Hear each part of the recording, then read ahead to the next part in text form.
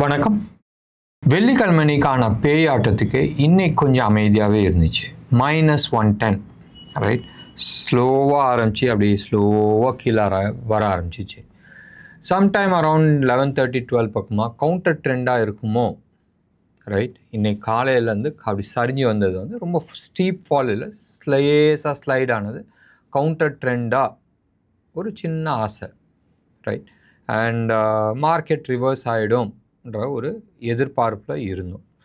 Somewhere close to about 24,900, 910, 920 அந்த range வரைக்கும் touch ஆகிறதுக்கான பாசிபிலிட்டிஸ் இருக்கும்ன்றது இன்றைக்கி நான் எதிர்பார்த்தேன்.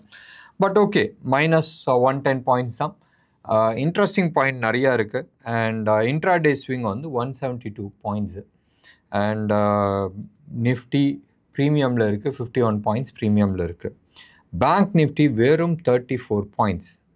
அப்போ நிஃப்டியில் பொறுத்த வரைக்கும் பாசிட்டிவாக போனாலும் சரி, நெகட்டிவாக போனாலும் சரி, பேங்க் நிஃப்டி அங்கேயே நிற்கிது. And there is no correlation. 1:3 correlation இருக்கும் எப்பயுமே. சாதாரணமாக பேங்க் நிஃப்டி வந்து நிஃப்டி வந்து ஒரு 100 பாயிண்ட்ஸ்னால் பேங்க் நிஃப்டி வந்து ஒரு 300 பாயிண்ட்ஸ் இருக்கும். அண்ட் இதே மாதிரி தான் வந்து சென்செக்ஸும் இருக்கும். பட் ஆஃப் லேட் வந்து அது மிஸ்மேட்ச் ஆகிட்டுருக்கு. மெயின் ரீசன்ஸ் வந்து ஹெவி வெயிட்ஸ் விளாட்டு. ஸோ ஹெவி வெயிட்ஸ் இப்போதைக்கு ரைட் விச் இஸ் கிவிங் மார்க்கெட்டில் வந்து ஓரளவுக்கு லிஃப்ட் கொடுத்து சப்போர்ட் பண்ணிட்டு இருக்கிறது வந்து Reliance, HDFC and ICICI bank. So இன்றைக்கும் அதே மாதிரி தான் நடந்துகிட்டு இருந்துச்சு. ஸோ ரிலையன்ஸ் வந்து ஓரளவுக்கு சப்போர்ட் பண்ணிச்ச வழியே பேங்கிங் செக்டார் வந்து அந்தளவுக்கு சப்போர்ட் பண்ணல. பேங்கிங் செக்டாரில் இருக்கிற சில ஸ்டாக்ஸு, அதாவது வெயிட் இல்லாத ஸ்டாக்ஸ்ன்னு நம்ம சொல்லலாம். சியூபி ஆகட்டும், யூனியன் பேங்க் ஆகட்டும், இண்டஸ்இண்ட் பேங்க் ஆகட்டும், இந்தியன் பேங்க் ஆகட்டும், இவங்களுக்குலாம் வந்து வெயிட்டேஜ் கிடையாது மார்க்கெட்டில். அகெயின் கல்யாண் ஜுவல்லர்ஸ் ஏன் மேலே ஏறிட்டு இருக்குன்றது சொல்ல தெரியல. பட் கல்யாண் ஜுவல்லர்ஸ் 2.5%, 2.21% வந்து ஃபைனலாக க்ளோஸ் ஆகும்போது பாசிட்டிவாக வந்தது. இன்னொன்று இன்னைக்கு ஹீரோ ஆஃப் த டேன்னு நம்ம சொன்னால் ஓப்ராய் ரியாலிட்டிஸ் 6.6% பத்திட்டு போகுது. ஹட்கோ அதே மாதிரி ப்ரெஸ்டீஜ், லோடா, இந்த 4 பேர் சேர்ந்து இன்றைக்கி ரியாலிட்டி தான் number 1 sector with respect to மார்க்கெட்டை பொறுத்த வரைக்கும். இன்றைக்கி வந்து பெருசாக வேறு எந்த செக்டார்ஸுமே இல்லை, வேறு எந்த ஸ்டாக்ஸுமே வந்து பெருசாக வந்து பர்ஃபார்மன்ஸ் கிடையாது. ப்ராபப்ளி மறுபடியும் நான் சொல்கிறேன், ப்ராபப்ளி ஐஆர்சிடிசி மந்த்லி சார்ட்டில் வந்து ஒரு பைக்கான ஒரு சின்னோண்டு டிப்பு கொடுத்துருக்கு. எப்பயுமே வந்து பை சிக்னல் எப்படி வரும்னு சொன்னால் டே சார்ட்டில் ஃபஸ்ட் வரும், அதுக்குமா வீக்லியில் வரும், அதுக்குமா தான் மந்த்லியில் வரும். பட் இந்த தடவை வந்து first signal reversal signal monthly சார்ட்டில் வந்து வந்திருக்கு. கொஞ்சம் நீங்கள் வந்து உங்களோட ஹோம்ஒர்க் பண்ணி பாருங்கள். Monthly chart of IRCTC. But இன்னும் பை பண்ணுறதுக்கான டைம் இல்லை right. We have to wait. ஏன்னு சொன்னால் ஃபஸ்ட்டு வந்து உங்களுக்கு டே சார்ட்டில் கன்ஃபர்மேஷன்ஸ் வரணும். பட் ஞாபகம் வச்சுங்க, ஐஆர்சிடிசி நீங்கள் வந்து வாட்ச் லிஸ்ட்டில் வந்து வச்சுக்கிட்டு வாட்ச் பண்ணலாம். ஆட்டோ செக்டார்ஸ் வந்து இன்றைக்கி எதுவுமே வந்து ப்ராப்பராக பண்ணல. எல்லா வண்டிஸுமே வந்து மைனஸில் தான் போயிட்டு இருந்துச்சு. ஆன்சிலரிஸ் இருக்குல்ல, மதர்சன் ஆகட்டும், எக்ஸைட் இண்டியா ஆகட்டும், இல்லை பாரத் ஃபோர்ஜ் ஆகட்டும், இவங்களாம் வந்து ஓரளவுக்கு நல்லா பர்ஃபார்மன்ஸ் பண்ணிகிட்டு இருந்தாங்க. தட் மீன்ஸ் மெயின் பண்ணல, சபார்டினேட்ஸ் பண்ணிகிட்டு இருந்தாங்க. அடுத்தது வந்து எப்படி என்எஸ்சி இன்னும் லிஸ்ட் ஆகலை, பட் அன்லிஸ்டடில் வந்து நல்லா டாப் பர்ஃபார்மராக இருக்குது என்எஸ்சியோட ஸ்டாக்கு.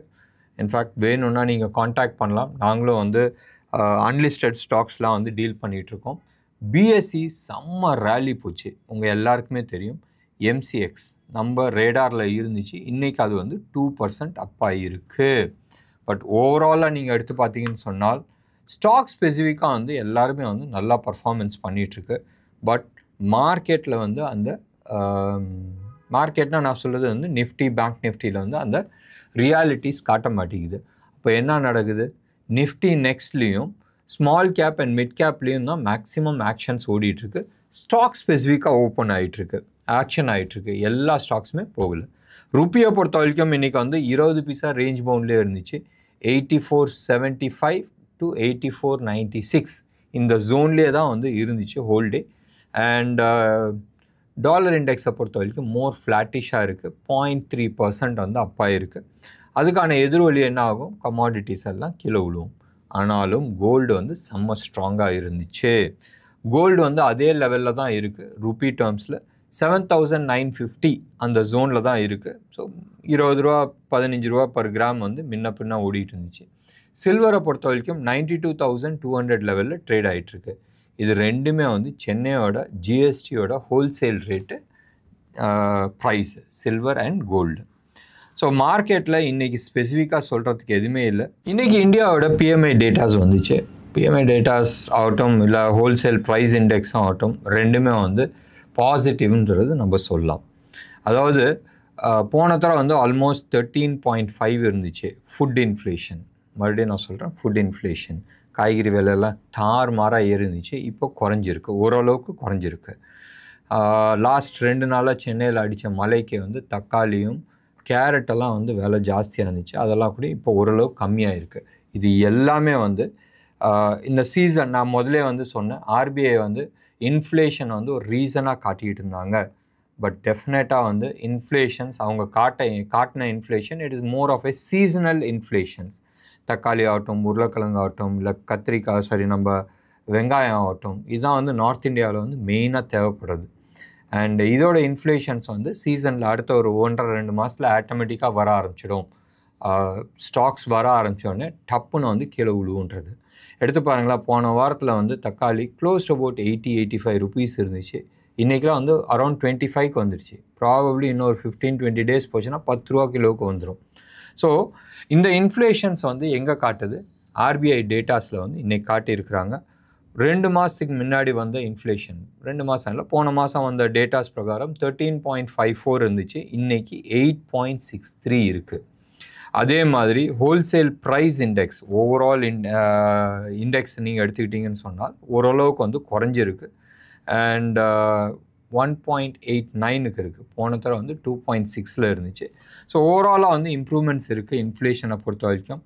ப்ராபப்ளி, மறுபடியும் நான் சொல்கிறேன், ப்ராபப்ளி அடுத்த ஆர்பிஐ மீட்டிங்கில் மேபி இன்ட்ரெஸ்ட் ரேட் கட் பண்ணுறதுக்கான பாசிபிலிட்டிஸ் இருக்குது. புதுசாக தலைவர் வந்திருக்கிறார்ல, ஏதாச்சும் ஒன்று போடணும்ல. ஸோ இன்றைக்கி வந்து டேட்டாஸ் வைஸ் நீங்கள் எடுத்துக்கிட்டீங்கன்னு சொன்னால் ஒரே ஒரு டேட்டா தான் வந்து பாசிட்டிவ்னு நம்ம சொல்லலாம், கோரிலேட் ஆச்சுன்றதை நம்ம சொல்லலாம். என்னது? மார்க்கெட் 110 பாயிண்ட் கீழே விழுந்துச்சு. அண்ட் இந்தியா விக்ஸ் இருக்குல்ல, இந்தியா விக்ஸ் வந்து ஆல்மோஸ்ட் ஒரு ஸ்டேஜில் வந்து 10% அப்பாக இருந்துச்சு. க்ளோஸ் ஆகும்போது 7.55% வந்து அப்பாக இருக்குது. 14.04 போன வாரம் தான் சொன்னேன், இந்தியா விக்ஸ் வந்து போத்திக்கிட்டு படுக்குது, அப்படி ஃப்ளாட்டாக இருந்துச்சு. ஸோ பிலோ 12 வந்துச்சுன்னா மார்க்கெட்டில் வந்து ப்ரைஸ் மூமெண்ட்ஸ் ஜாஸ்தி இருக்காது. எனிவே வெயிட் பண்ணி பார்க்கலாம்.